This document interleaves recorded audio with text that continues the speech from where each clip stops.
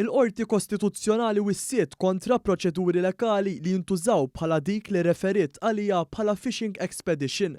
Dan għamlitu f'appell minn sentenza ta' każ li fetaħ Jorgen Fenech kontra l-awtoritajiet, primarjament il-Kummissarju tal-Pulizija u l-Avukat tal-Istat. Jorgen Fenech li huwa akkużat bil-qtil ta' Daphne Caruana Galizia talab li jkun hemm il-produzzjoni sħiħa tal-estrazzjoni tal-kontenut ta' Mowbray ta' Keach Kembri għax sostna li din kienet prova meħtieġa d-diviża tiegħu u biex jiġu pprovati allegazzjonijiet magħmula minnu.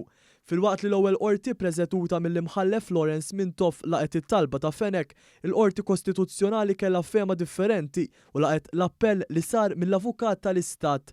Semmit li Jorgen Fenech ma tax indikazzjoni ta' xemm f'dawn l-estrazzjonijiet li huwa tant relevanti u vitali għal każ tiegħu anke jekk seta' indika li jafx fihom. Il-fatt li l-attur naqas milli jispjega x'inhi din l-informazzjoni li huwa jgħid li hija relevanti, il-qorti tinsab l-impossibilità li tiżel l-interess tal-appellant kontra l-interess pubbliku. Qalet il-qorti li għalhekk iddikjarat li għaldaqstant ma setgħetx tintlaqa t-talba ta' Jorgen Fenech.